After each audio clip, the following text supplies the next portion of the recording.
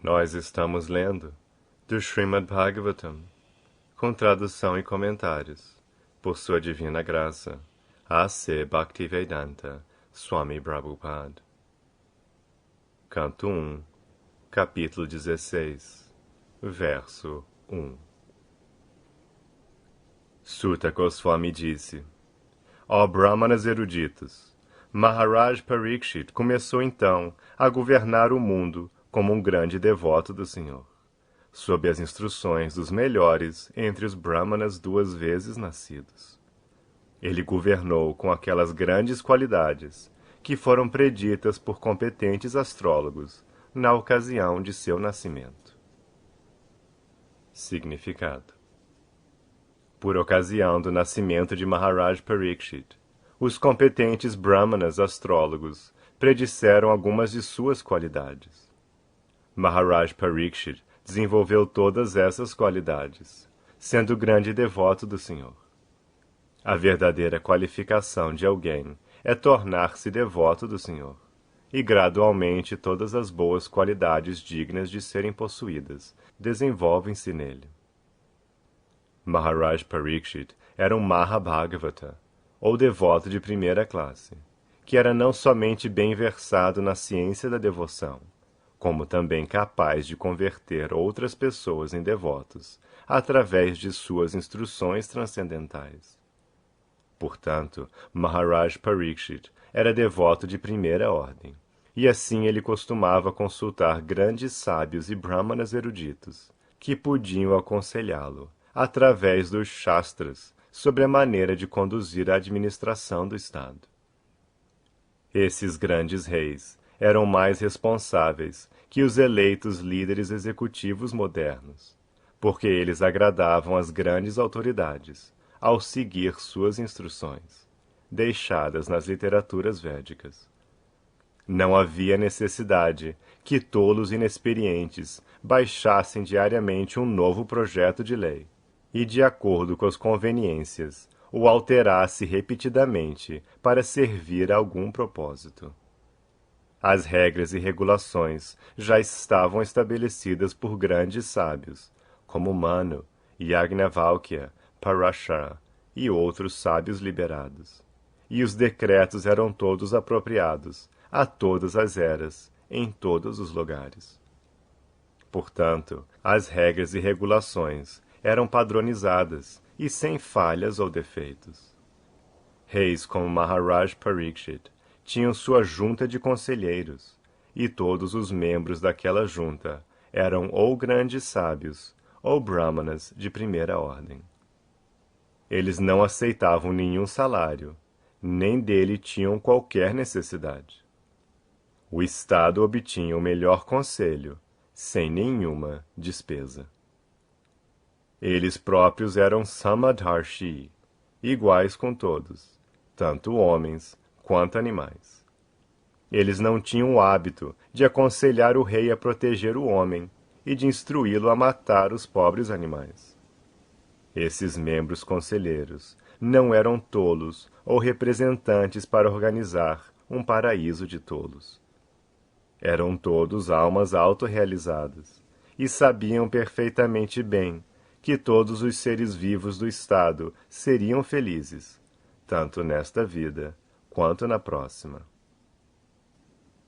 Eles não estavam interessados na filosofia hedonista de comer, beber, acasalar-se e desfrutar.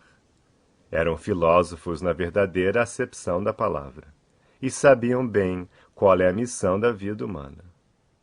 Sob a égide desses compromissos, a junta de conselheiros do rei dava orientações corretas, e o rei, ou líder executivo, sendo ele próprio um devoto qualificado do Senhor, as seguia minuciosamente, para o bem-estar do Estado. O Estado, nos dias de Maharaj Yudhishthira ou Maharaj Parikshit, era um Estado próspero, no verdadeiro sentido do termo, porque ninguém era infeliz ali, fosse homem ou animal. Maharaj Parikshit foi rei ideal para um estado próspero do mundo. Verso 2. O rei Parikshit casou-se com a filha do rei Uttara e gerou 4 filhos, encabeçados por Maharaj Janamejaya. Significado: Maharaj Uttara era filho de Virata e tio materno de Maharaj Parikshit. Iravati, sendo a filha de Maharaj Uttara, era prima irmã de Maharaj Parikshit. Permitia-se, porém, que primos irmãos e primas irmãs se casassem se eles não pertencessem à mesma gotra, ou família. No sistema védico de casamento, a importância da gotra, ou família, era ressaltada. Arjuna também casou-se com Subhadra, embora ela fosse sua prima irmã, por parte de mãe. Janamejaya, um dos reis Rajarshi, e o famoso filho de Maharaj Parikshit. O nome de sua mãe era Iravati, ou, segundo alguns, Madravati.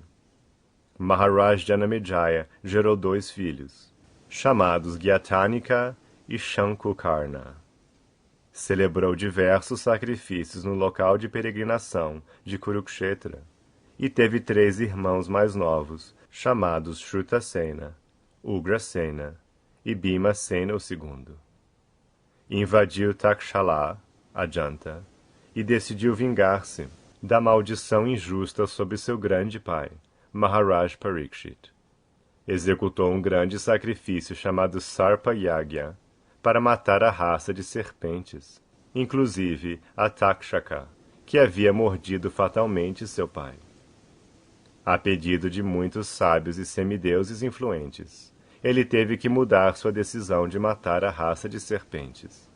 Mas, a despeito de interromper o sacrifício, ele satisfez a todos os interessados no sacrifício, recompensando-os adequadamente.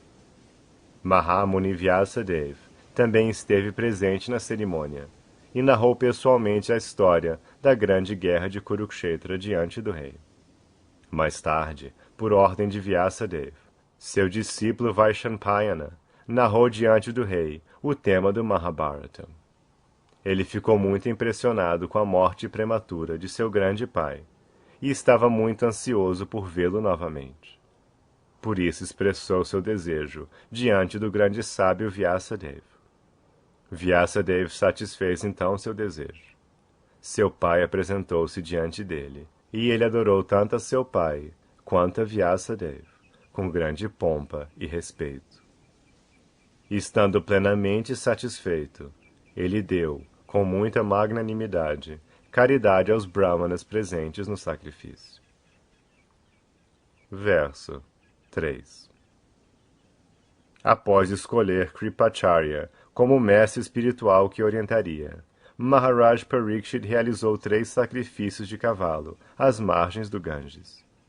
Eles foram executados com suficientes recompensas aos participantes. E naqueles sacrifícios, mesmo o homem comum podia ver os semideuses. Significado: depreende-se por este verso que a viagem interplanetária por parte dos cidadãos dos planetas superiores é fácil. Em muitas afirmações no Bhagavatam, temos observado que os semideuses do céu costumavam visitar esta terra para participar de sacrifícios realizados por reis e imperadores influentes. Aqui também encontramos que durante a ocasião da cerimônia do sacrifício de cavalo de Maharaj Parikshit, os semideuses eram visíveis, mesmo pelo homem comum, graças à cerimônia sacrificatória. Geralmente os semideuses não são visíveis pelos homens comuns, assim como o Senhor não é visível. Mas assim como o Senhor, por sua misericórdia sem causa, desce para ser visível ao homem comum, de modo semelhante, os semideuses também tornam-se visíveis ao homem comum, por graça deles mesmos. Embora os seres celestiais não sejam visíveis aos olhos nus dos habitantes desta terra, devido à influência de Maharaj Parikshit, foi que os semideuses também concordaram em tornar-se visíveis. Os reis costumavam gastar prodigamente durante esses sacrifícios, assim como uma nuvem distribui chuvas.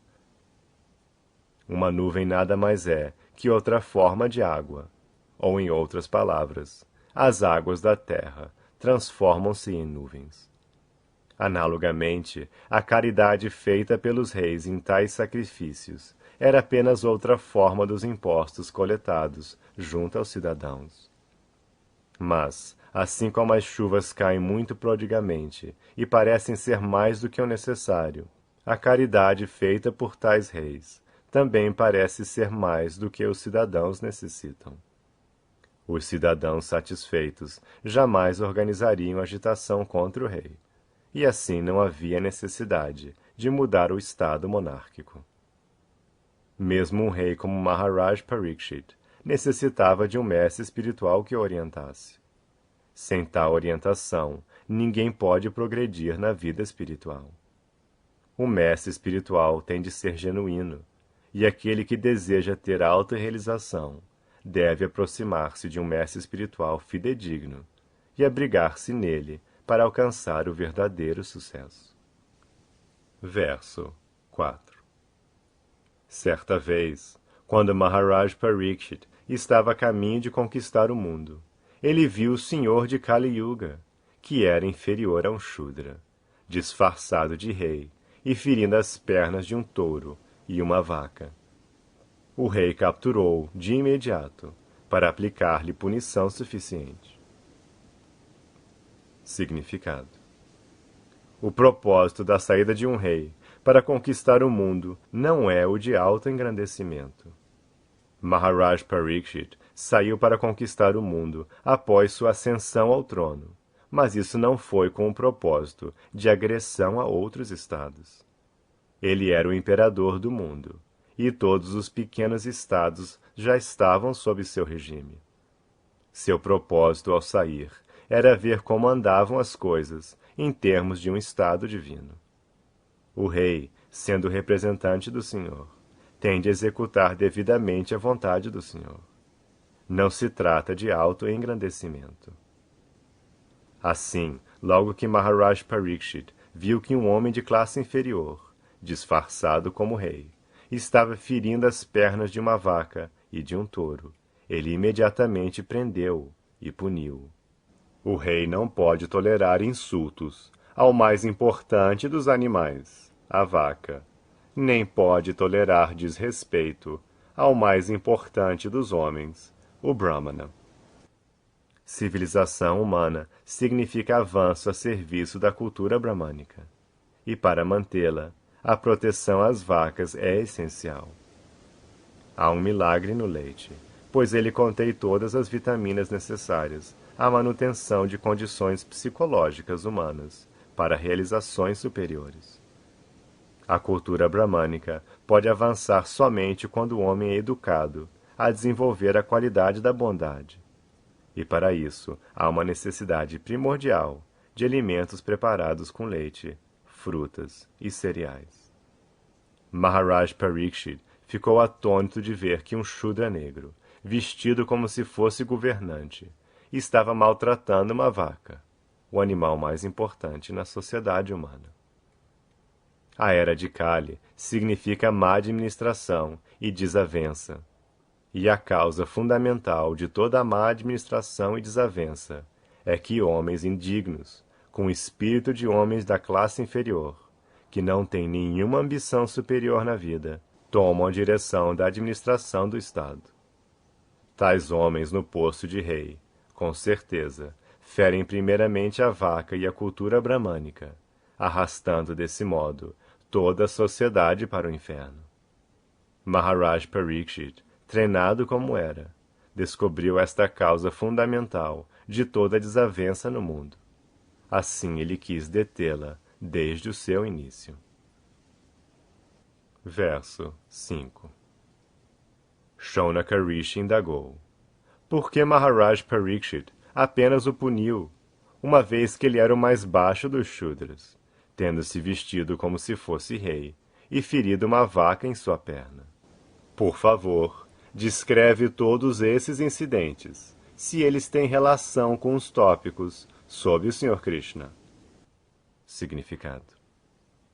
Shaunaka e os rishis ficaram atônitos de ouvir que o piedoso Maharaj Parikshit apenas puniu o réu, mas não o matou.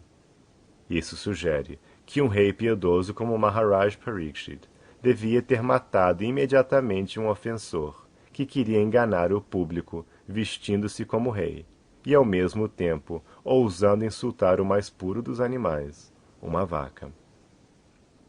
Os rishis naqueles dias, contudo, não podiam sequer imaginar que nos dias avançados da era de Kali, os mais baixos dos Shudras seriam eleitos como administradores e abririam matadouros organizados para a matança de vacas. De qualquer forma, embora ouvir sobre um Shudraka, que era um trapaceiro insultador de uma vaca, não fosse muito interessante para os grandes rishis, não obstante, eles queriam ouvir sobre isso para ver se o evento tinha alguma relação com o Sr. Krishna. Eles estavam apenas interessados nos tópicos sobre o Sr. Krishna, pois qualquer coisa relacionada com a narração sobre Krishna é digna de se ouvir. No Bhagavatam, há muitos tópicos sobre sociologia, política, economia, atividades culturais, etc. Mas todos eles estão relacionados com Krishna, e, portanto, todos eles são dignos de serem ouvidos. Krishna é o ingrediente purificador em todos os temas, não importa quais sejam. No mundo mortal, tudo é impuro por ser produto das três qualidades mundanas. Contudo, Krishna é o agente purificador. Verso 6. Os devotos do Senhor estão habituados a lamber o mel disponível nos pés de lótus do Senhor. Qual seria a utilidade de tópicos que apenas contribuíssem para desperdiçar nossa preciosa vida? Significado. Tanto o Sr. Krishna quanto seus devotos estão no plano transcendental. Portanto, os tópicos sobre o Sr. Krishna e seus devotos puros são igualmente bons. A guerra de Kurukshetra está cheia de política e diplomacia, mas porque os tópicos estão relacionados com o Sr. Krishna, o Bhagavad Gita é, portanto, adorado em todo o mundo. Não há necessidade de erradicar a política, economia, sociologia, etc., que são mundanas para os mundanos.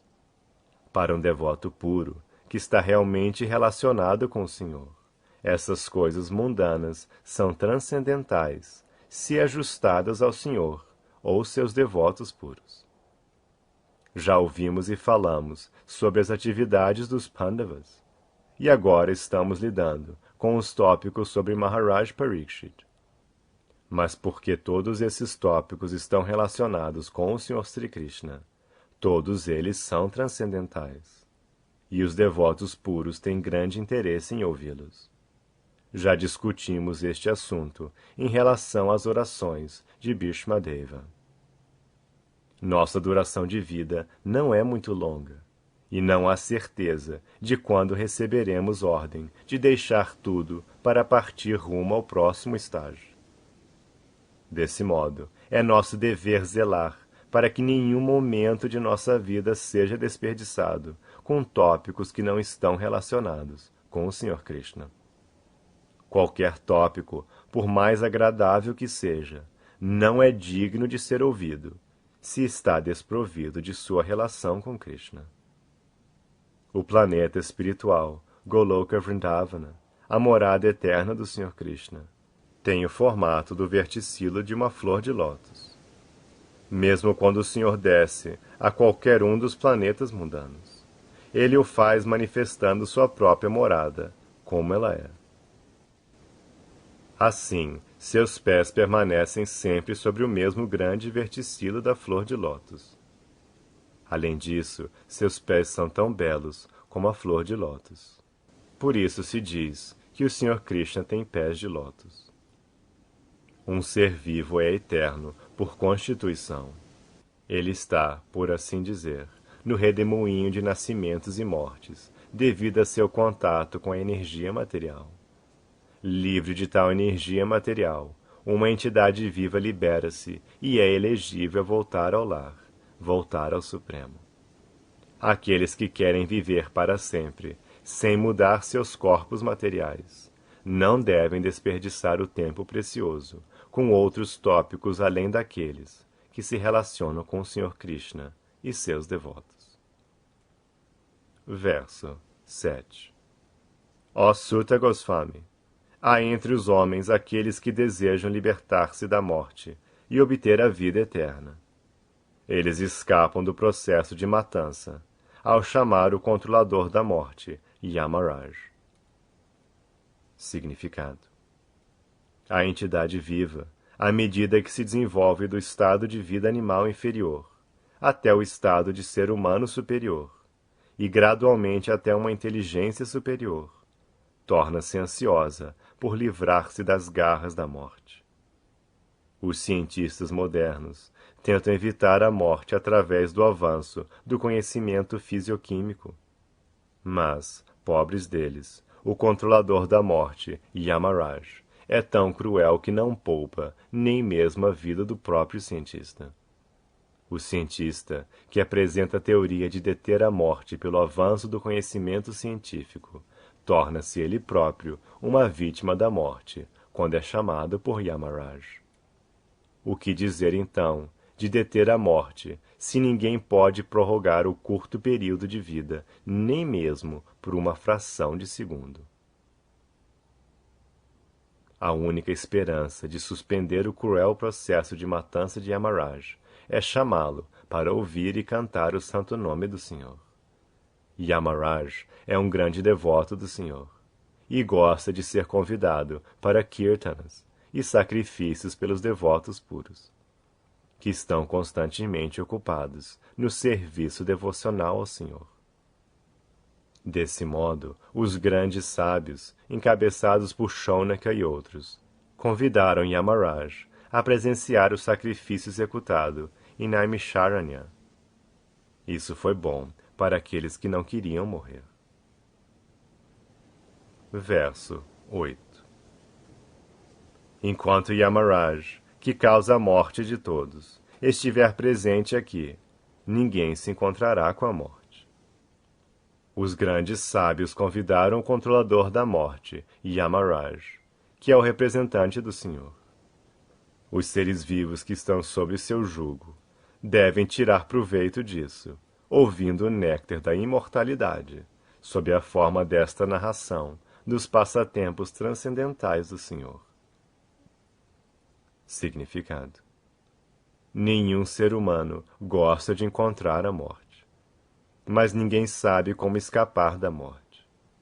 O remédio mais seguro para evitar a morte é acostumar-se a ouvir os nectários passatempos do Senhor, conforme são sistematicamente narrados no texto do Srimad Bhagavatam. Aqui se aconselha, portanto, que qualquer ser humano que deseje libertar-se da morte deve adotar este método de vida recomendado pelos rishis, encabeçados por Shaunaka. Verso 9. Os seres humanos preguiçosos, com inteligência mesquinha e uma curta duração de vida, passam a noite dormindo e o dia executando atividades inúteis. Significado: os menos inteligentes não conhecem o verdadeiro valor da forma humana de vida. A forma humana é uma dádiva especial da natureza material, no decorrer de sua imposição de rigorosas leis de misérias sobre o ser vivo. É uma oportunidade de alcançar o bem supremo da vida, a saber, sair do enredamento de repetidos nascimentos e mortes. As pessoas inteligentes cuidam dessa importante dádiva, esforçando-se energicamente para sair do enredamento. Mas os menos inteligentes são preguiçosos e incapazes de dar valor à dádiva do corpo humano para alcançar a liberação do cativeiro material. eles ficam mais interessados no chamado desenvolvimento econômico e trabalham arduamente a vida inteira, simplesmente para o gozo dos sentidos do corpo temporário. O gozo dos sentidos também é permitido aos animais inferiores pela lei da natureza. E assim o ser humano também se destina a uma determinada quantidade de gozo dos sentidos, de acordo com sua vida passada ou presente. Porém, deve-se tentar compreender definitivamente que o gozo dos sentidos não é a meta última da vida humana. Aqui se diz que durante o dia trabalha-se em vão, porque a meta nada mais é que o gozo dos sentidos. Podemos observar particularmente como o ser humano ocupa-se inutilmente nas grandes cidades e metrópoles industriais. Há tantas coisas fabricadas pela energia humana, mas todas elas destinam-se ao gozo dos sentidos e não nos ajudam a sair do cativeiro material. E após trabalhar arduamente durante o dia, um homem cansado ou dorme, ou ocupa-se em práticas sexuais à noite. Este é o programa de vida civilizada materialista para as pessoas menos inteligentes. Portanto, aqui elas são designadas como preguiçosas, desventuradas e de vida curta.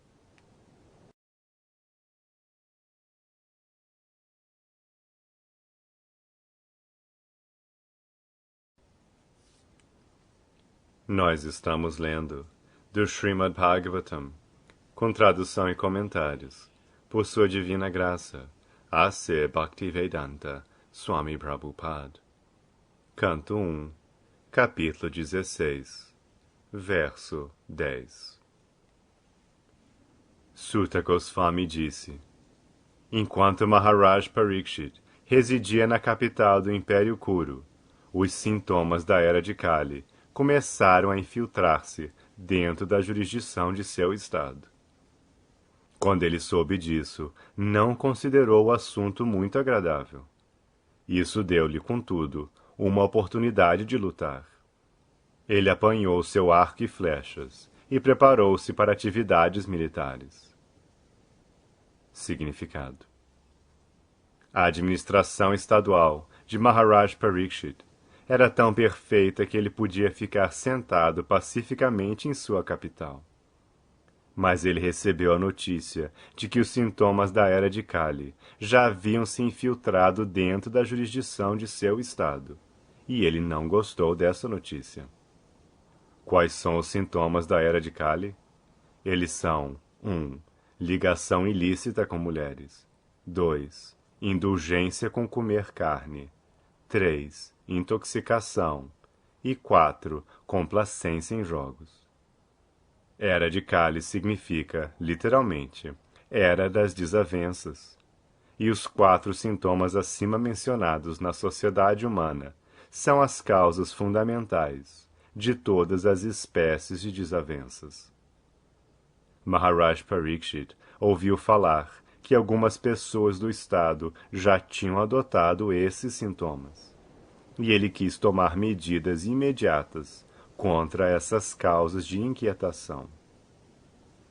Isso significa que, pelo menos até o regime de Maharaj Parikshit, esses sintomas de vida pública eram praticamente desconhecidos. E logo que eles foram levemente detectados, o rei quis desarraigá-los. A notícia não o agradou muito, mas de certa maneira o agradou, porque Maharaj Parikshit obteve uma oportunidade de lutar.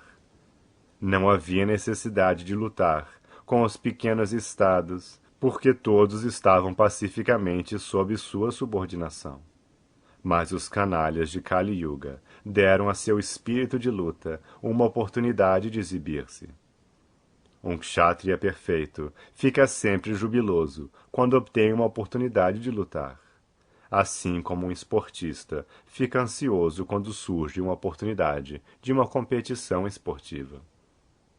Não é correto o argumento de que na era de Kali esses sintomas são predestinados. Se fosse assim, por que haveria preparação para lutar contra tais sintomas? Esses argumentos são apresentados por homens preguiçosos e desventurados. Na estação das chuvas, a chuva é predestinada, e ainda assim as pessoas tomam precauções para proteger-se. Analogamente, na era de Kali, os sintomas acima mencionados, com toda certeza, infiltrar-se-ão na vida social. Mas é dever do Estado salvar os cidadãos da associação dos agentes da era de Kali.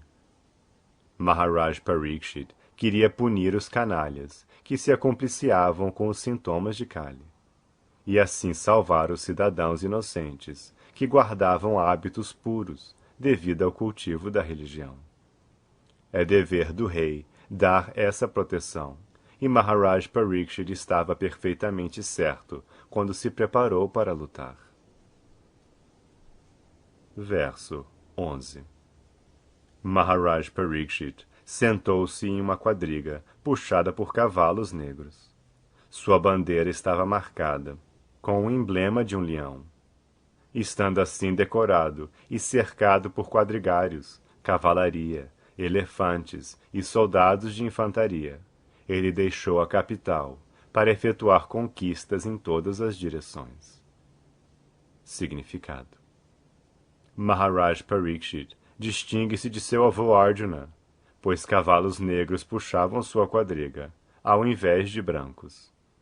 Ele marcava sua bandeira com a marca de um leão, e seu avô marcava a sua com a marca de Hanumanji.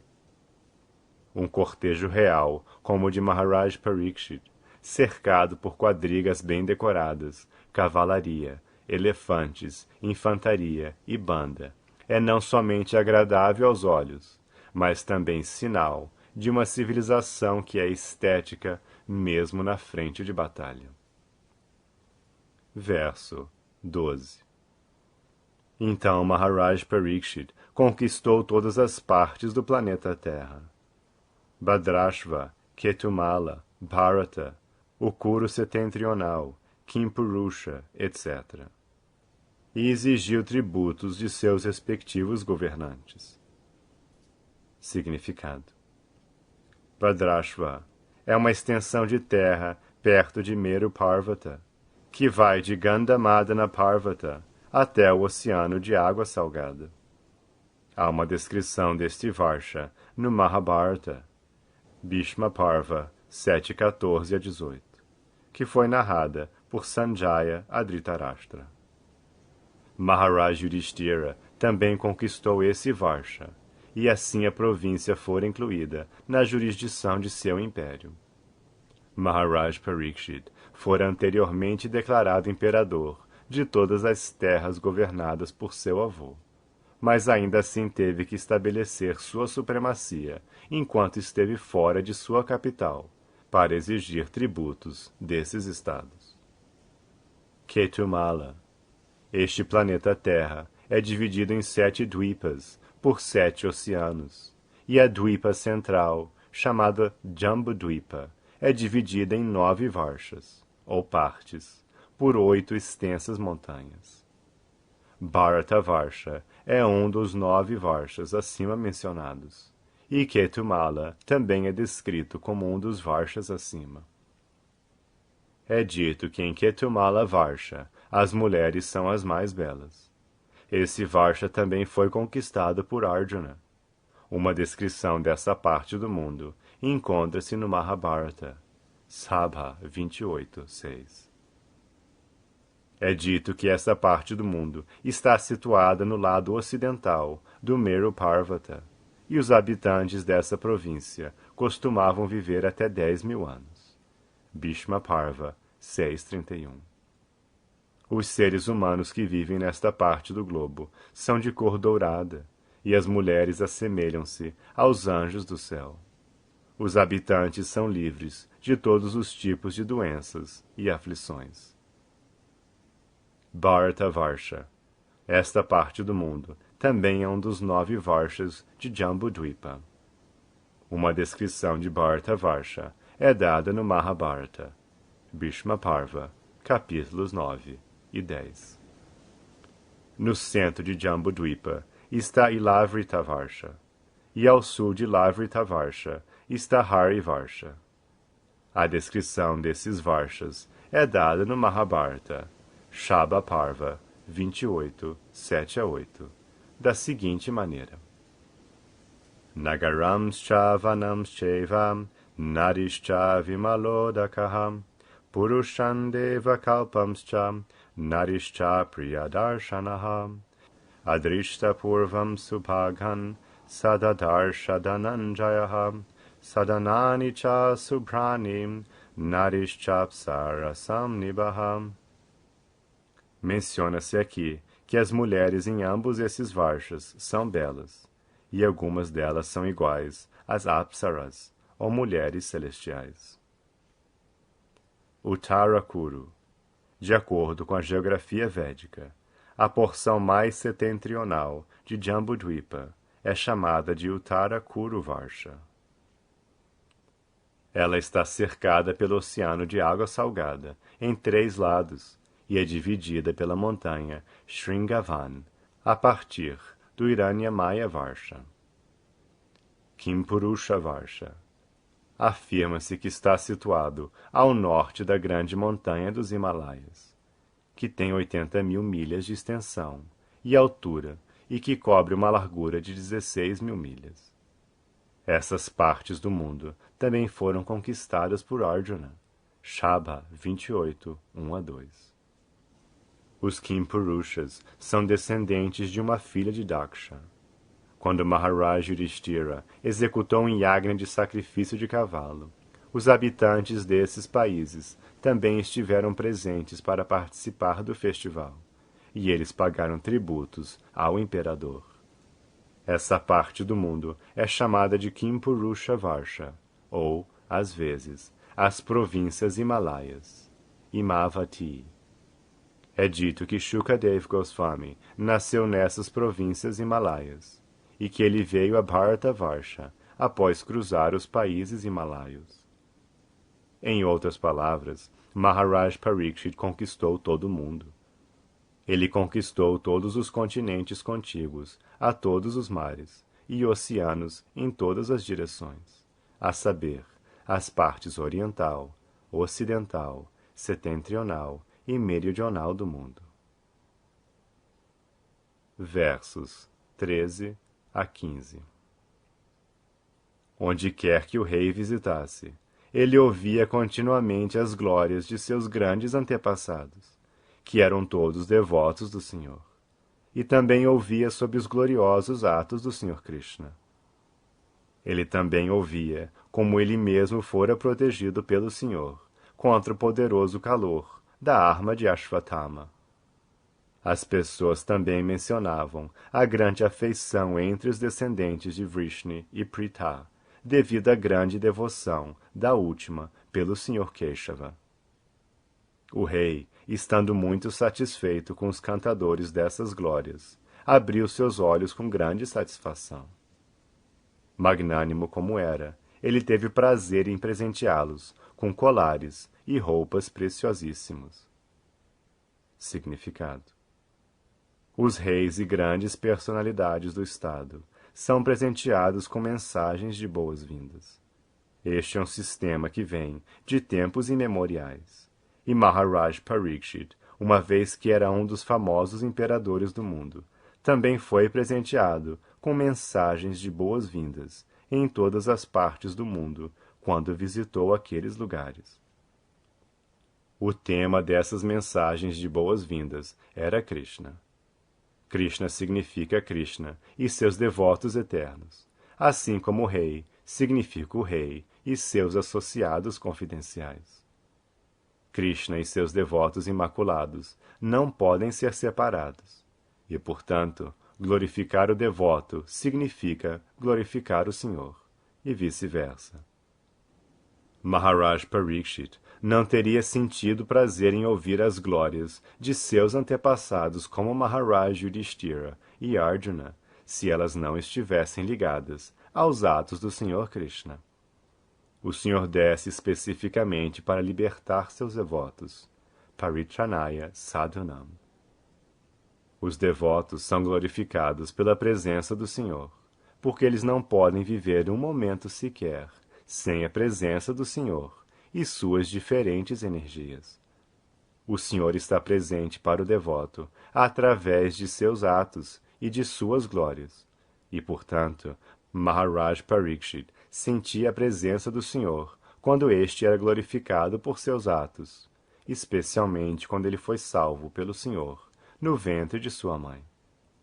Os devotos do Senhor nunca estão em perigo, mas no mundo material, que é cheio de perigos a cada passo, os devotos são aparentemente postos em situações perigosas. E quando eles são salvos pelo Senhor, o Senhor é glorificado. O Senhor Krishna não teria sido glorificado como orador do Bhagavad Gita se seus devotos como os Pandavas não tivessem sido envolvidos no campo de batalha de Kurukshetra. Todos esses atos do Senhor foram mencionados nas mensagens de boas-vindas. E Maharaj Parikshit, com plena satisfação, recompensou aqueles que apresentaram essas mensagens. A diferença entre a oferta de mensagens de boas-vindas de hoje e daqueles dias é que antigamente as mensagens de boas-vindas eram oferecidas a pessoas como Maharaj Parikshit. As mensagens de boas-vindas eram cheias de fatos e figuras, e aqueles que ofereciam essas mensagens eram suficientemente recompensados. Ao passo que nos dias atuais, as mensagens de boas-vindas são oferecidas nem sempre com afirmações verdadeiras, mas para agradar ao detentor do poder, e frequentemente estão cheias de mentiras bajuladoras. E raramente aqueles que apresentam tais mensagens de boas-vindas são recompensados pelo pobre homenageado. Verso 16.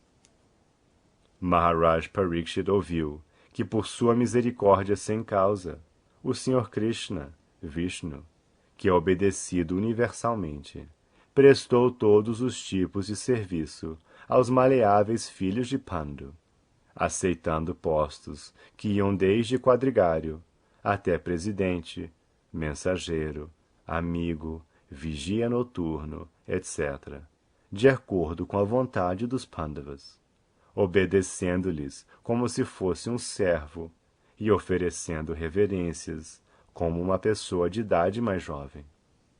Quando ouviu isso, Maharaj Parikshit encheu-se de devoção aos pés de lótus do Senhor. Significado: o Senhor Krishna é tudo para os devotos imaculados, como os Pandavas. O Senhor era para eles o Senhor Supremo, o Mestre Espiritual, a Deidade Adorável, o Guia, o Quadrigário, o Amigo, o Servo, o Mensageiro e tudo o que eles pudessem conceber. E assim o Senhor também correspondia aos sentimentos dos Pandavas. Maharaj Parikshit, sendo um devoto puro do Senhor, podia apreciar a reciprocação transcendental do Senhor aos sentimentos de seus devotos. E desse modo, ele próprio também ficou imerso nos relacionamentos do Senhor. Simplesmente apreciando os relacionamentos do Senhor com os seus devotos puros, pode-se alcançar a salvação.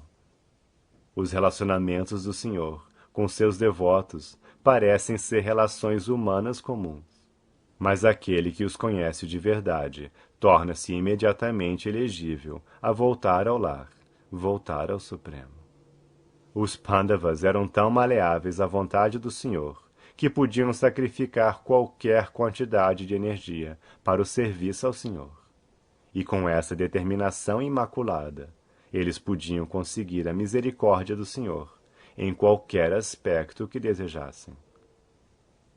Verso 17. Agora deveis ouvir de mim o que aconteceu enquanto Maharaj Parikshit passava seus dias ouvindo sobre as boas ocupações de seus antepassados e absorvia-se em pensar neles. Verso 18. A personalidade dos princípios religiosos, Dharma, estava preambulando sob a forma de um touro. E ele encontrou-se com a personalidade da terra, sob a forma de uma vaca, que parecia tão pesarosa como a mãe que tivesse perdido seu filho. Ela tinha lágrimas em seus olhos, e a beleza de seu corpo perdera-se. Então Dharma interrogou a terra da seguinte maneira. Significado: o touro é o símbolo do princípio moral, e a vaca é a representante da terra. Quando o touro e a vaca estão jubilosos, deve-se entender que a população do mundo também está jubilosa.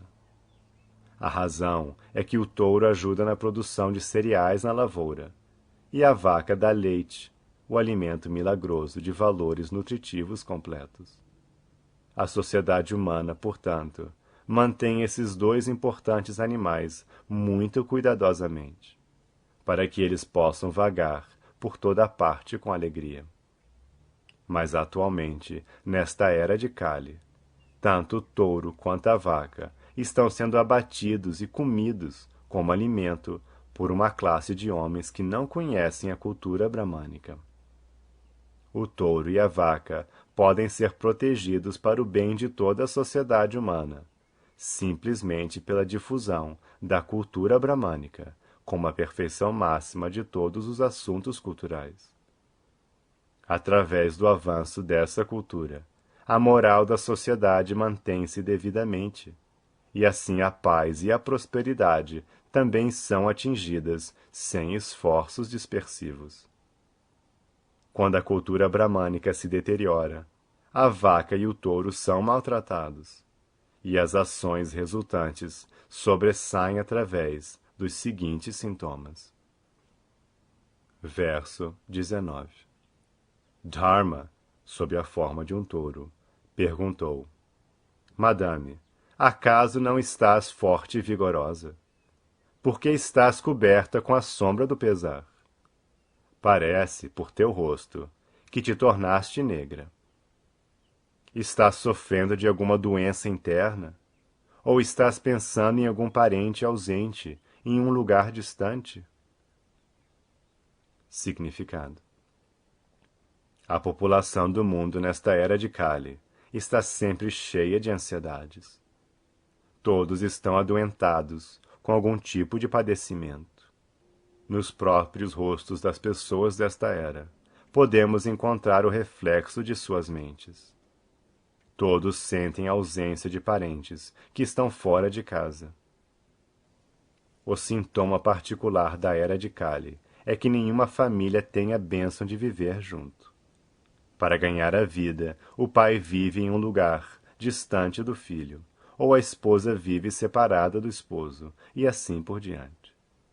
Há sofrimentos originados de doenças internas, separação das pessoas íntimas e queridas, e ansiedades para manter o status quo.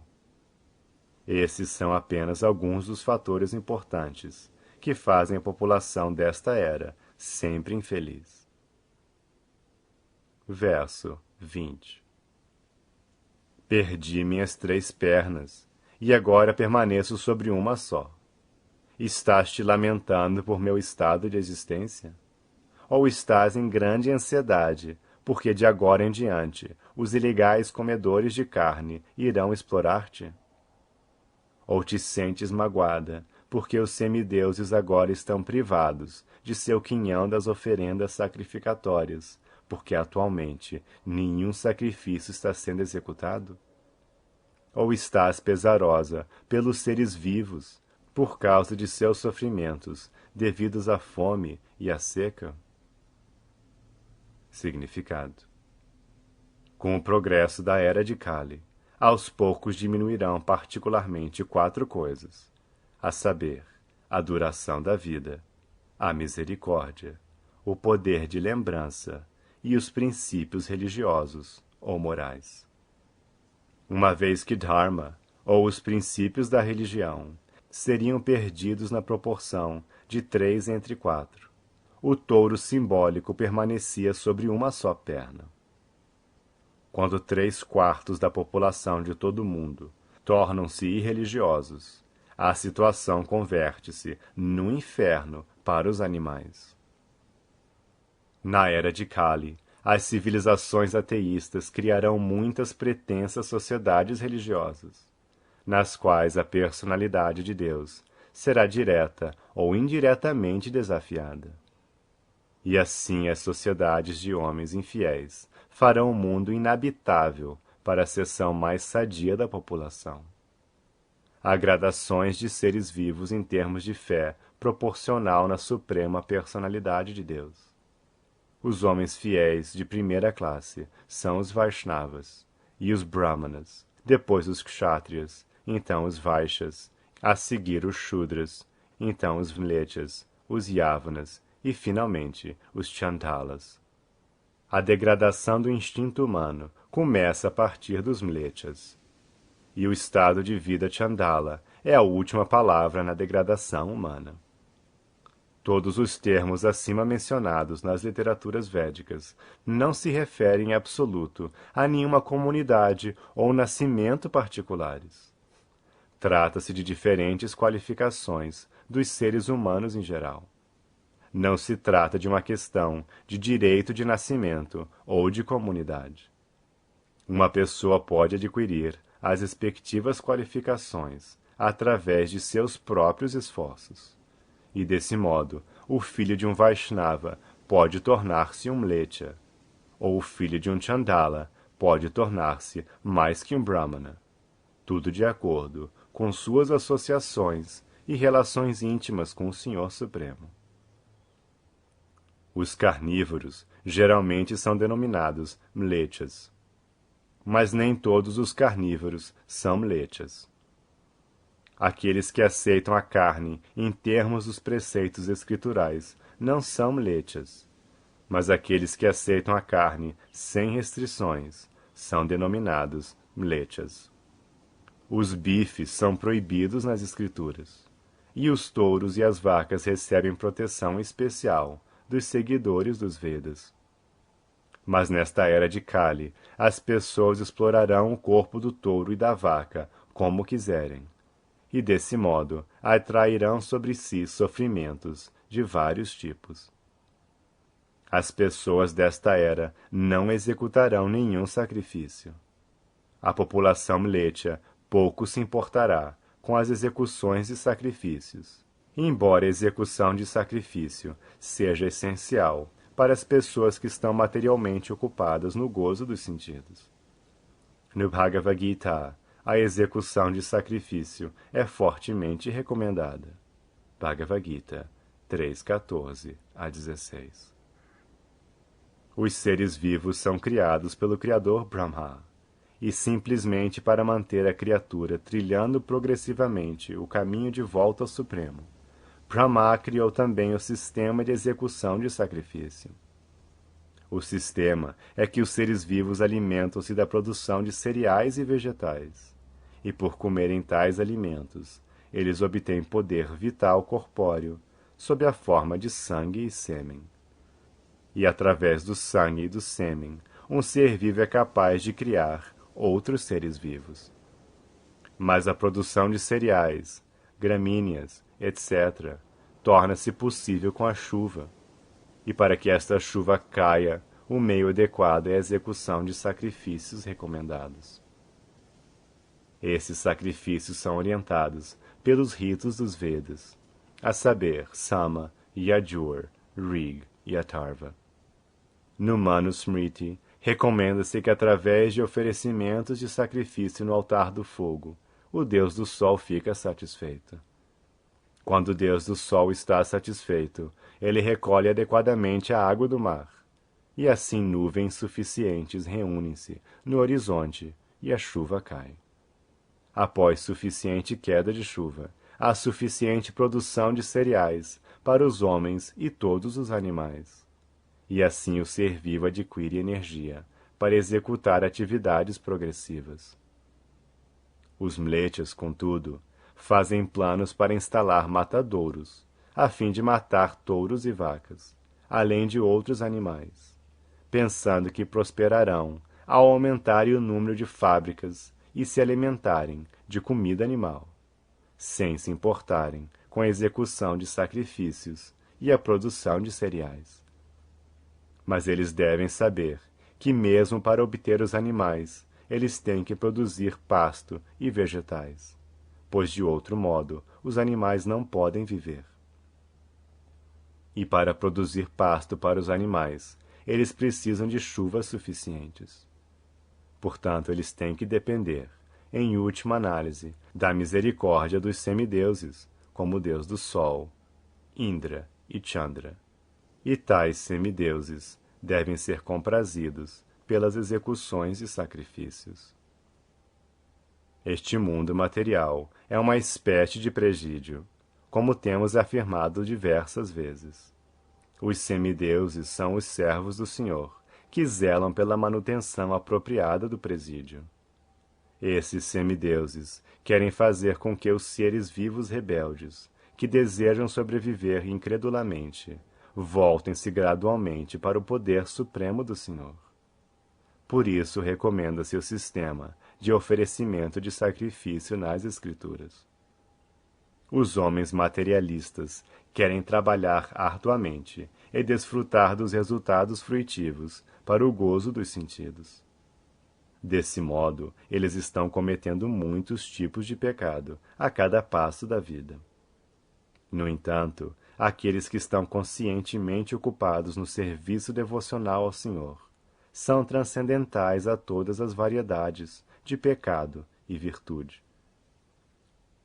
Suas atividades estão livres da contaminação dos três modos da natureza material. Para os devotos, não há necessidade de executar sacrifícios prescritos, porque a própria vida do devoto é um símbolo de sacrifício. Porém, as pessoas que estão ocupadas em atividades fruitivas para o gozo dos sentidos têm que executar os sacrifícios prescritos, porque este é o único meio que os trabalhadores fruitivos têm de libertar-se das reações de todos os pecados cometidos por eles. O sacrifício é o meio de neutralizar esses pecados acumulados. Os semideuses ficam satisfeitos quando esses sacrifícios são executados, assim como os funcionários da prisão ficam satisfeitos quando os prisioneiros se transformam em súditos obedientes.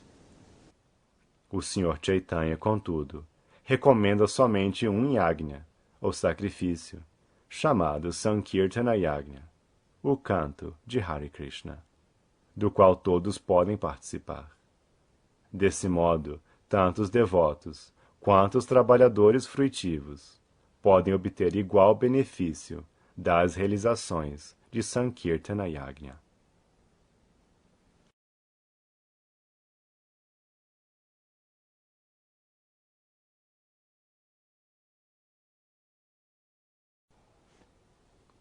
Nós estamos lendo do Srimad Bhagavatam, com tradução e comentários, por sua divina graça, A.C. Bhaktivedanta Swami Prabhupada.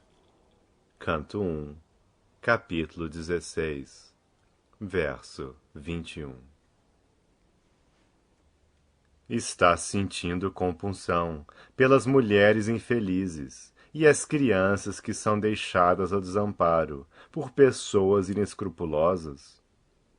Ou estás infeliz porque a deusa da sabedoria está sendo manipulada por brahmanas entregues a atos contrários aos princípios da religião?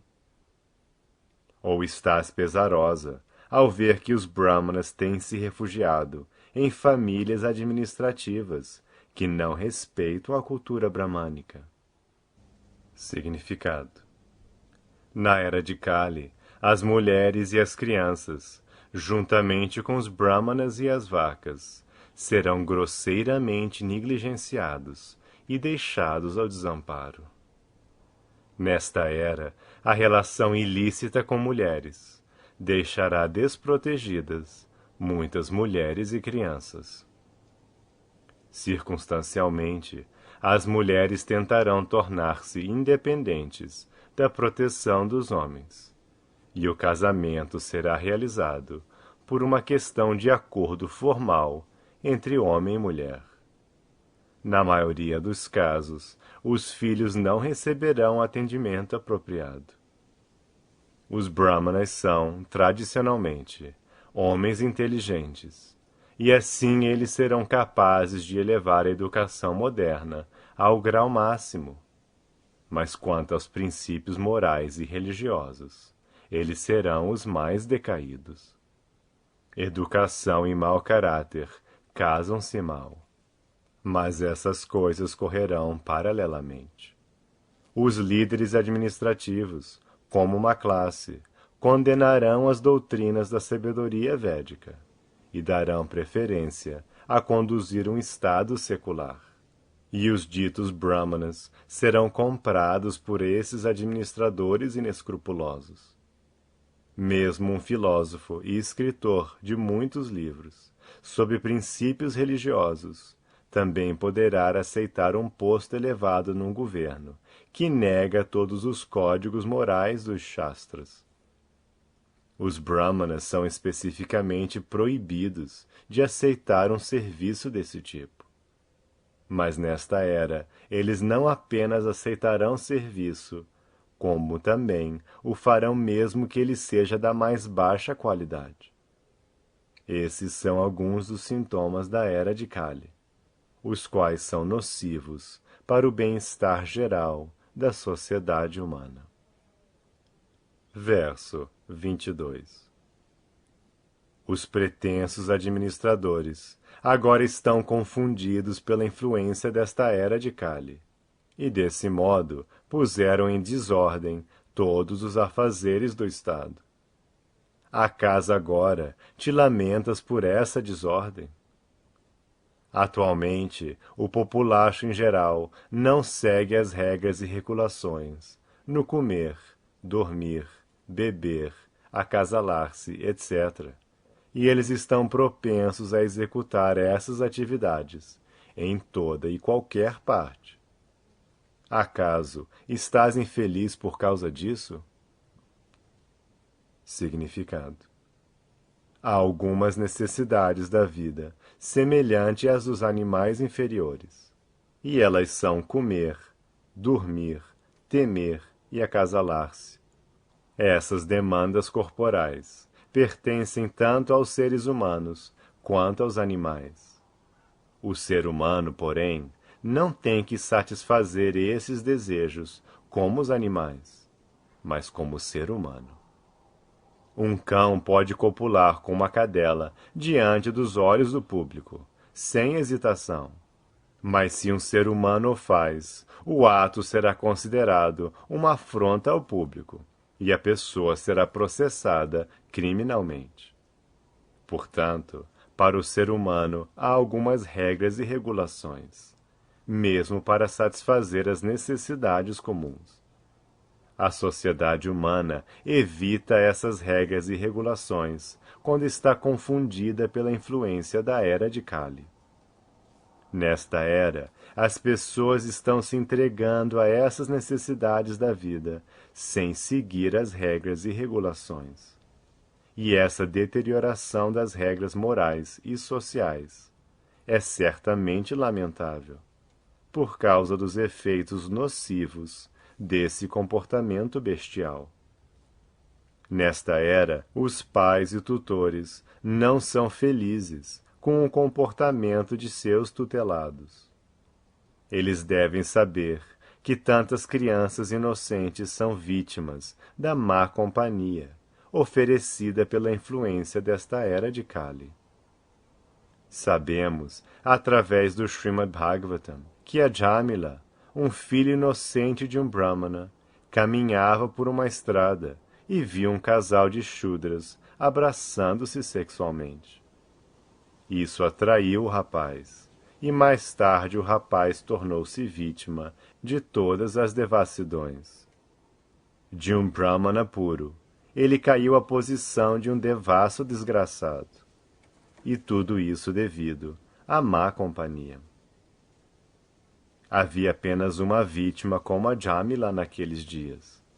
Mas nesta era de Kali, os pobres estudantes inocentes são diariamente vítimas de cinemas que atraem os homens apenas para a complacência sexual. Os supostos administradores são todos destreinados nos afazeres de um kshatriya. Os kshatriyas destinam-se à administração, assim como os brahmanas destinam-se ao conhecimento e orientação. A palavra kshatrabandhu refere-se aos supostos administradores, ou pessoas promovidas ao posto de administrador sem treinamento adequado, através da cultura e da tradição. Hoje em dia, eles são promovidos a esses postos elevados pelos votos de pessoas que são, elas mesmas, caídas quanto às regras e regulações da vida. Como podem essas pessoas escolher um homem adequado quando elas mesmas são caídas em seu padrão de vida?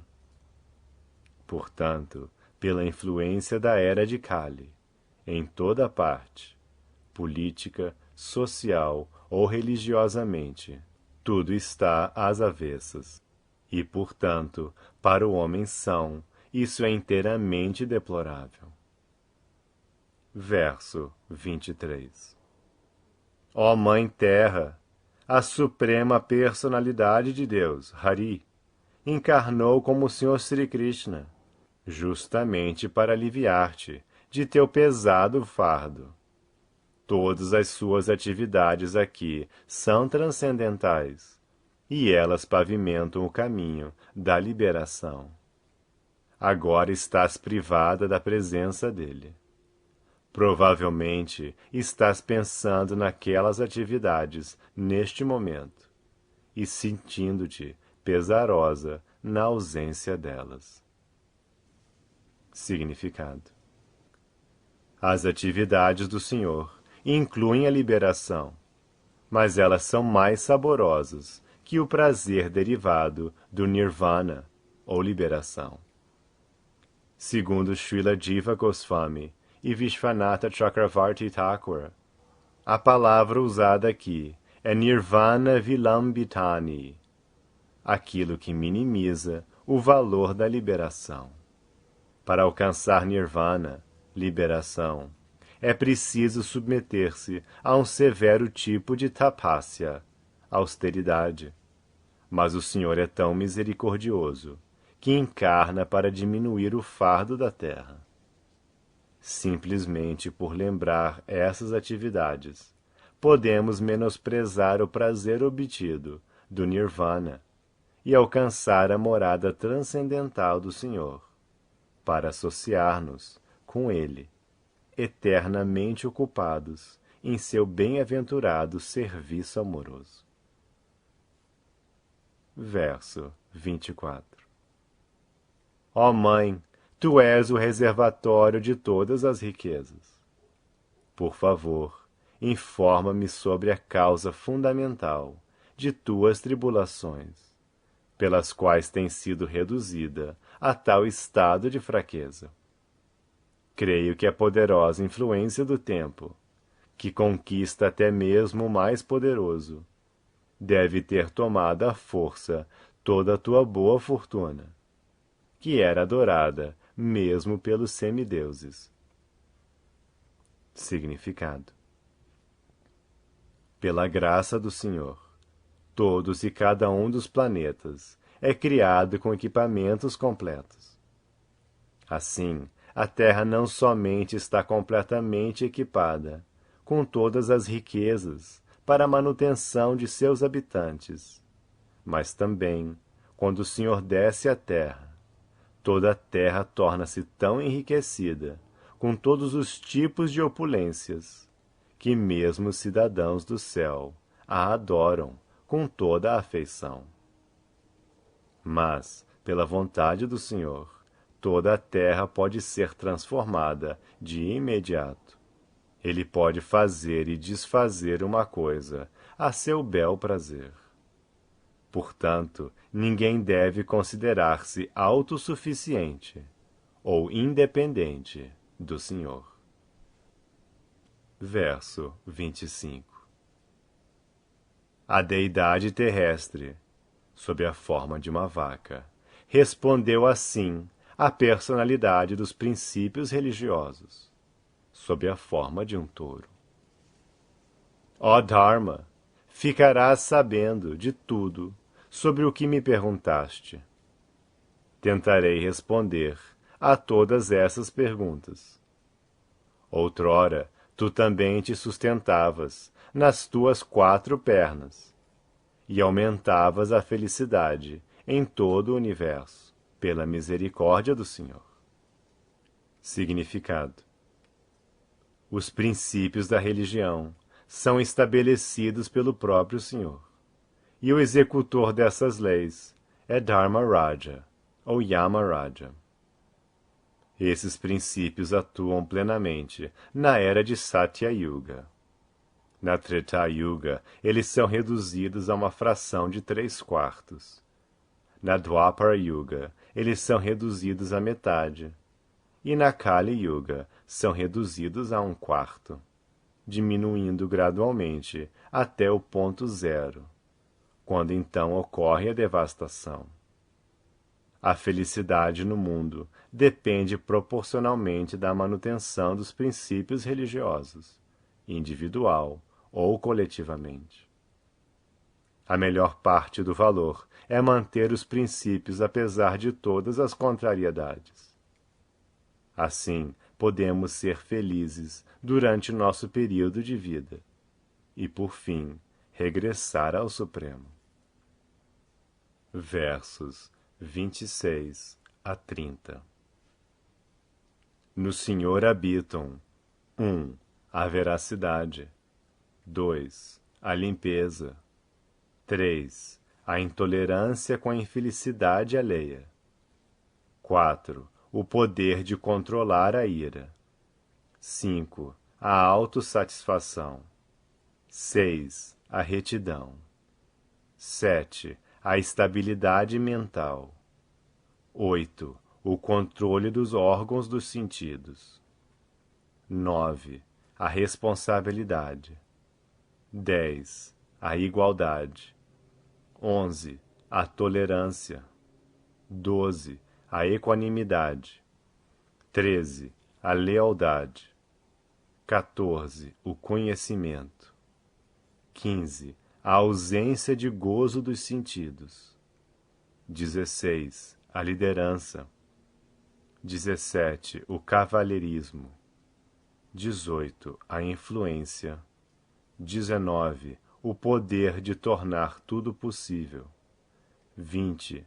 O desempenho apropriado do dever, 21. A independência completa, 22. A destreza, 23. A plenitude de toda a beleza, 24. A serenidade, 25. A amabilidade, 26. O talento, 27. A gentileza, 28.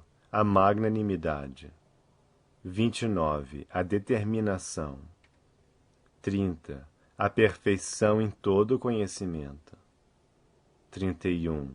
A execução adequada, 32. A posse de todos os objetos de gozo, 33. A jovialidade, 34. A imobilidade, 35. A fidelidade, 36. A fama, 37. A adoração, 38. A isenção de orgulho, 39. O ato de ser como a personalidade de Deus, 40. A eternidade, e muitas outras qualidades transcendentais que estão eternamente presentes nele e nunca podem ser separadas dele.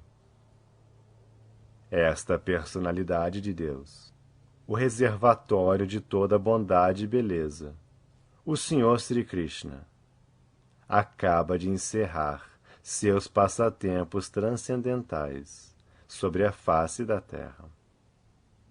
Em sua ausência, a Era de Kali está espalhando sua influência por toda a parte, de modo que estou muito pesarosa de ver esta condição de existência. Significado: mesmo que fosse possível contar todos os átomos após reduzir a Terra a pó, ainda assim não seria possível avaliar as insondáveis qualidades transcendentais do Senhor. É dito que o Senhor Anantadeva tem tentado expor as qualidades transcendentais do Senhor Supremo, com suas inúmeras línguas, e que, por inumeráveis anos a fio, tem sido impossível estimar as qualidades do Senhor. A afirmação acima sobre as qualidades do Senhor é simplesmente para que se possa avaliar suas qualidades, na medida em que um ser humano é capaz de vê-lo. Mas mesmo assim, as qualidades acima podem ser divididas em muitos subtítulos. Segundo Srila Jiva Goswami, a terceira qualidade, intolerância com a infelicidade alheia, pode ser subdividida em 1. Proteção às almas rendidas, e 2. Bem-querência para os devotos. No Bhagavad Gita, o Senhor afirma que Ele quer que todas as almas rendam-se a Ele apenas, e garante a todos que se o fizerem, Ele dará proteção contra as reações de todos os pecados. As almas não rendidas não são devotos do Senhor, e desse modo não há proteção particular para todos em geral. Para os devotos, ele tem todos os bons votos. E para aqueles que estão realmente ocupados no transcendental serviço amoroso ao Senhor, ele dá atenção particular. Ele orienta esses devotos puros para ajudá-los no desempenho de suas responsabilidades no caminho de volta ao Supremo. Através da igualdade. 10. O Senhor é igualmente bondoso com todos, assim como o sol é igual ao distribuir seus raios sobre todos. Todavia, há muitos que são incapazes de aproveitar os raios do sol. Analogamente, o Senhor diz que render-se a Ele é a garantia de toda a proteção de sua parte. Mas as pessoas desventuradas são incapazes de aceitar essa proposta, e por isso elas sofrem de todas as misérias materiais. Assim, muito embora o Senhor seja igualmente bem-querente de todos, o ser vivo desventurado, unicamente devido à má companhia, é incapaz de aceitar suas instruções in totum, e o Senhor nunca deve ser culpado por isso. Ele é chamado de o bem-querente só dos devotos. Ele parece ser parcial com seus devotos, mas de fato cabe ao ser vivo aceitar ou rejeitar o tratamento igual por parte do Senhor. O Senhor nunca se desvia de sua palavra de honra. Quando ele dá garantia de proteção, a promessa é cumprida em todas as circunstâncias. É dever do devoto puro estar fixo no desempenho do dever a ele confiado pelo Senhor, ou pelo representante autêntico do Senhor, o mestre espiritual. O resto fica por conta do Senhor, sem falta. A responsabilidade do Senhor também é única. O Senhor não tem responsabilidade, porque todo o seu trabalho é feito por suas diferentes energias nomeadas. Mas ainda assim, ele aceita responsabilidades voluntárias, ao revelar diferentes papéis em seus passatempos transcendentais. Como menino, ele representava o papel de vaqueirinho. Como filho de Nanda Maharaj, ele executava suas responsabilidades perfeitamente. De forma semelhante, quando ele representava o papel de Kshatriya, como filho de Maharaj Vasudeva, ele revelou toda a perícia de um Kshatriya de espírito marcial. Em quase todos os casos, o rei Kshatriya tem que conseguir uma esposa através de luta ou rapto. Essa espécie de comportamento para um Kshatriya é louvável, no sentido de que um Kshatriya deve mostrar seu poder de cavalheirismo à sua futura esposa, para que a filha de Kshatriya possa ver a intrepidez de seu futuro esposo. Mesmo a personalidade de Deus Sri Rama revelou tal espírito de cavalheirismo durante seu casamento. Ele quebrou o mais forte dos arcos, chamado Haradhanur, e obteve a mão de Sita Devi, a mãe de toda a opulência. O espírito Kshatriya é exposto durante os festivais de casamento, e não há nada de errado nessa luta. O Senhor Sri Krishna executou plenamente essa responsabilidade, porque, embora ele tivesse mais que 16.000 esposas, em todos e cada um dos casos, ele lutou como Kshatriya corajoso, e assim conseguiu essas esposas. Lutar 16.000 vezes para conseguir 16.000 esposas, com certeza, só é possível para a suprema personalidade de Deus. Semelhantemente, ele demonstrou plena responsabilidade em todas as ações de seus diferentes passatempos transcendentais. A 14ª qualidade, o conhecimento, pode desdobrar-se posteriormente em 5 subtítulos, a saber, 1. Inteligência, 2. Gratidão, 3. Capacidade de entender os meios circunstanciais de lugar, objeto e tempo, 4. Conhecimento perfeito de tudo. E 5. Conhecimento do eu. Somente os tolos são ingratos para com seus benfeitores. O Senhor, contudo, não requer benefício de ninguém, além dele mesmo, porque ele é pleno em si mesmo. Ainda assim, ele sente-se beneficiado pelos serviços imaculados de seus devotos. O Senhor sente-se agradecido a seus devotos por tal serviço simples e incondicional, e tenta reciprocá-lo, prestando-lhe serviço, embora o devoto não tenha esse desejo em seu coração. O transcendental serviço ao Senhor é em si mesmo um benefício transcendental para o devoto, e por isso o devoto nada tem a esperar do Senhor. Sobre a afirmação do aforismo védico, Sarvam Kalvidam Brahma, podemos entender que o Senhor, através dos raios onipresentes de sua refulgência, chamada Brahma Jyoti, é onipenetrante, dentro ou fora de tudo, assim como o onipresente céu material, e desse modo ele também é onisciente. No que diz respeito à beleza do Senhor, ele tem alguns aspectos especiais que o distinguem de todos os outros seres vivos.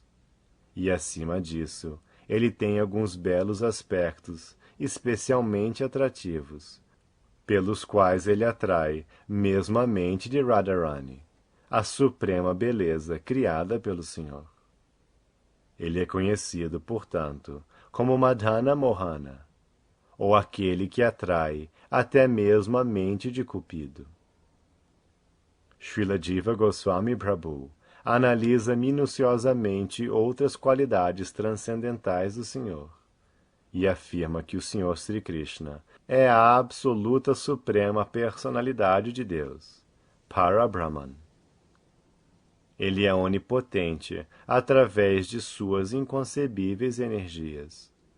E, portanto, ele é Yogeshvara, ou Senhor Supremo de todos os poderes místicos.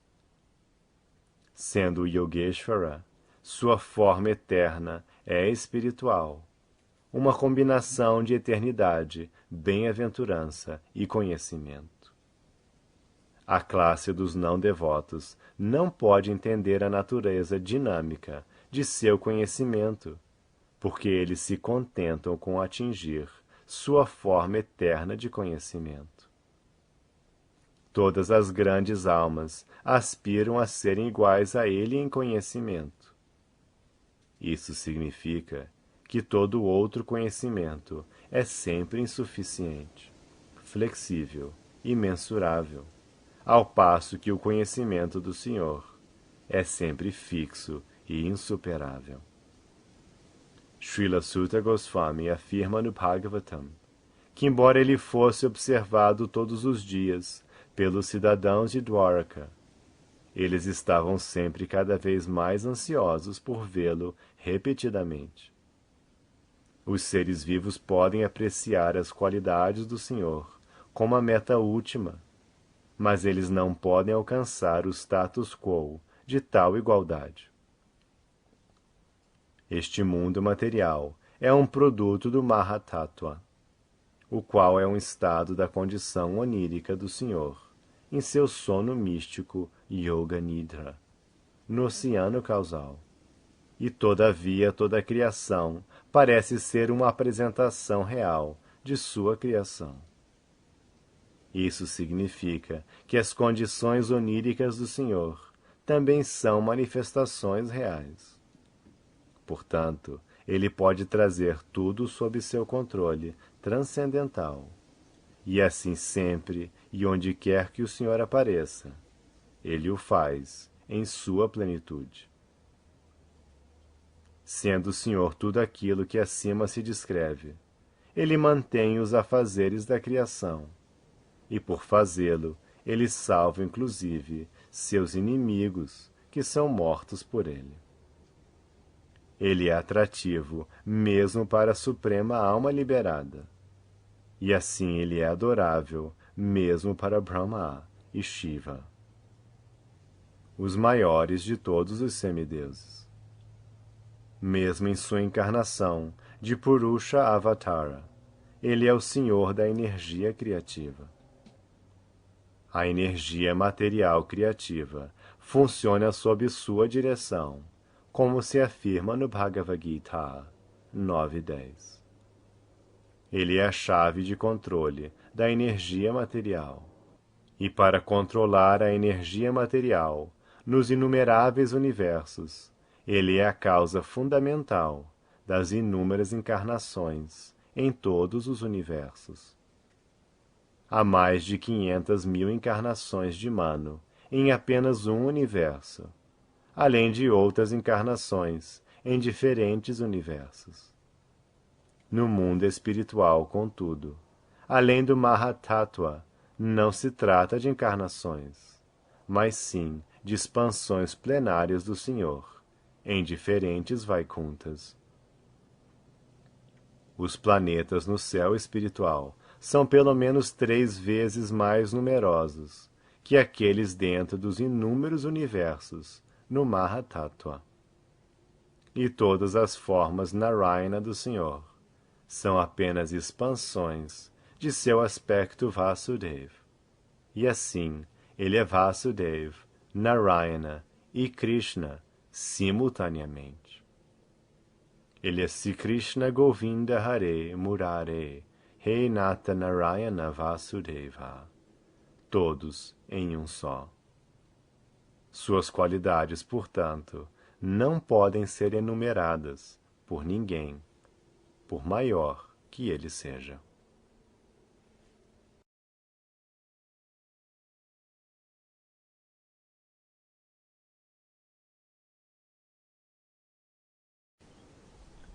Nós estamos lendo do Srimad Bhagavatam, com tradução e comentários, por sua divina graça, A.C. Bhaktivedanta Swami Prabhupada. Canto 1, capítulo 16, verso 31. Estou pensando em mim mesma, e também, ó melhor entre os semideuses, em ti, bem como em todos os semideuses, sábios, cidadãos de Pitriloca, devotos do Senhor, e todos os homens obedientes ao sistema de Varna e Ashrama na sociedade humana. Significado: para efetivar a perfeição da vida humana, há cooperação entre homens e semideuses, sábios, cidadãos do Pitriloca, devotos do Senhor, e o sistema científico das ordens de vida Varna e Ashrama. A distinção entre vida humana e vida animal, portanto, começa com o sistema científico de Varna e Ashrama, orientado pela experiência dos sábios em relação com os semideuses, elevando-se gradualmente ao ápice do restabelecimento de nossa relação eterna com a suprema verdade absoluta, a personalidade de Deus, o Senhor Sri Krishna. Quando o Varnashrama Dharma, feito por Deus, que se destina estritamente a transformar a consciência animal em consciência humana, e a consciência humana em consciência divina, é rompido pelo avanço da tolice, todo o sistema de vida pacífica e progressista é imediatamente perturbado. Na era de Kali, o primeiro ataque da serpente venenosa atinge o Varnashrama Dharma feito por Deus. E assim uma pessoa devidamente qualificada como Brahmana é chamado de Shudra, e um Shudra, por qualificação, passa por Brahmana. Tudo com base na alegação de um falso direito de nascimento. Tornar-se um Brahmana através da alegação do direito de nascimento não é absolutamente fidedigno, embora esse possa preencher uma das condições. Mas a verdadeira qualificação de um Brahmana é controlar a mente e os sentidos, e cultivar tolerância, simplicidade, limpeza, conhecimento, veracidade, devoção e fé na sabedoria védica. Na era atual, a consideração da qualificação necessária está sendo negligenciada, e a falsa alegação do direito de nascimento está sendo apoiada mesmo por um poeta popular e sofisticado, o autor do Ramacharita-manasa. Tudo isso se deve à influência da era de Kali. Desse modo, a Mãe Terra, representada por uma vaca, estava se lamentando desta condição deplorável. Versos 32 e 33. Lakshmiji, a deusa da fortuna, cujo olhar encantador era cobiçado por semideuses como Brahma, e por quem eles se renderam por muitos dias à personalidade de Deus, abandonou sua própria morada na floresta de flores de lótus, e ocupou-se em serviço aos pés de lótus do Senhor. Eu fui dotada com poderes específicos para suplantar a fortuna de todos os 3 sistemas planetários, ao ser decorada com as impressões da bandeira, do raio, do bastão de conduzir elefantes e da flor de lótus, que são sinais dos pés de lótus do Senhor. Mas afinal, quando estava me sentindo tão afortunada, o Senhor me deixou. Significado: a beleza e opulência do mundo podem ser realçadas pela graça do Senhor, e não por qualquer planejamento feito pelo homem. Quando o Senhor Sri Krishna esteve presente sobre esta terra, as impressões dos sinais especiais de seus pés de lótus ficaram estampadas na poeira, e como resultado dessa graça específica, toda a terra fez-se tão perfeita quanto possível.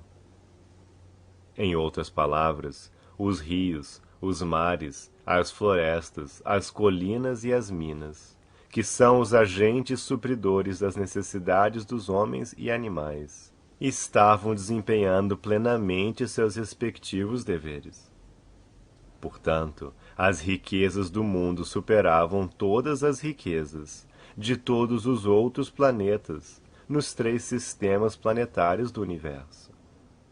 Devemos, por conseguinte, pedir que a graça do Senhor esteja sempre presente sobre a Terra, para que sejamos favorecidos por sua misericórdia sem causa e sejamos felizes, tendo todas as coisas necessárias à vida. Pode ser que alguém pergunte como podemos deter o Senhor Supremo nesta terra, logo que sua missão esteja cumprida e ele resolva deixar esta terra em direção à sua própria morada. A resposta é que não há necessidade de deter o Senhor. O Senhor, sendo onipresente, pode estar presente conosco se o queremos realmente. Através de sua onipresença, ele pode estar sempre conosco, se nos apegamos a seu serviço devocional, através de ouvir, cantar, lembrar, etc. Não há nada no mundo de que o Senhor esteja desligado. A única coisa que devemos aprender é a escavar a fonte de ligação e assim ligar-nos a Ele pelo serviço sem ofensas. Podemos nos ligar a Ele através da representação sonora transcendental do Senhor. O santo nome do Senhor e o Senhor em pessoa são idênticos. E aquele que canta o santo nome do Senhor de maneira inofensiva pode imediatamente compreender que o Senhor está presente diante dele. Mesmo através da vibração do som radiofônico, podemos compreender parcialmente a relatividade do som. E por soar o som da transcendência, podemos realmente sentir a presença do Senhor.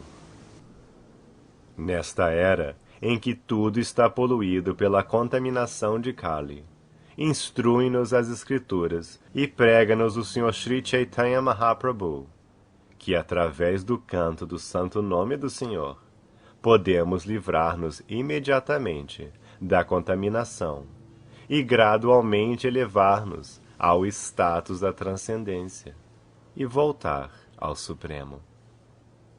O cantor inofensivo do santo nome do Senhor é tão auspicioso quanto o próprio Senhor. E o movimento dos devotos puros do Senhor em todo o mundo pode de imediato mudar a face problemática do mundo. Unicamente pela propagação do cantar do santo nome do Senhor é que podemos ficar imunes a todos os efeitos da era de Kali. Verso 34. Ó personalidade da religião, eu estava demasiadamente oprimida pelas hostis falanges militares dispostas pelos reis ateístas, mas fui aliviada pela graça da personalidade de Deus. De modo semelhante, tu também estavas numa condição aflitiva, enfraquecido em tua força de sustentação. E então ele encarnou, através de sua energia interna, na família dos Yados, para aliviar-te. Significado: os Asuras querem desfrutar na vida do gozo dos sentidos, mesmo à custa da felicidade dos outros. Para satisfazer essa ambição, os Asuras, especialmente os reis ateístas ou líderes executivos do Estado, tentam equipar-se com todas as espécies de armas letais para levar à guerra sociedades pacíficas. Eles não têm nenhuma ambição além do engrandecimento pessoal, e assim a Mãe Terra sente-se oprimida por tais aumentos indevidos de força militar. Com o aumento da população assúrica, aqueles que seguem os princípios da religião tornam-se infelizes, especialmente os devotos ou devas. Em tal situação, a personalidade de Deus encarna para exterminar os asuras indesejáveis e para restabelecer os verdadeiros princípios da religião. Essa era a missão do Sr. Sri Krishna, e ele a cumpriu. Verso 35. Quem, portanto, pode tolerar as dores da separação desta suprema personalidade de Deus? Ele pôde conquistar a gravidade e a ira passional de suas amadas, como Satyabhama, com seu doce sorriso amoroso, olhar agradável e apelos cordiais. Quando ele atravessava a superfície da terra, eu ficava imersa na poeira de seus pés de lótus, e assim ficava suntuosamente coberta com a grama, que se assemelhava a cabelos sobre mim, arrepiados, devido ao prazer. Significado: havia possibilidades de separação entre o Senhor e suas milhares de rainhas, por causa da ausência do lar, por parte do Senhor. Mas no que diz respeito à sua ligação com a terra, o Senhor atravessava a terra com seus pés de lótus, e por isso não havia possibilidade de separação. Quando o Senhor deixou a superfície da terra para retornar à sua morada espiritual, os sentimentos de saudade da terra foram, por isso, mais agudos. Verso 36. Enquanto a terra e a personalidade da religião estavam assim conversando, o santo rei Parikshit alcançou a margem do rio Sarasvati, que fluía rumo ao leste. Neste ponto, encerram-se os significados Bhaktivedanta, do primeiro canto, 16º capítulo, do Srimad Bhagavatam, intitulado Como Parikshit recebeu a Era de Kali.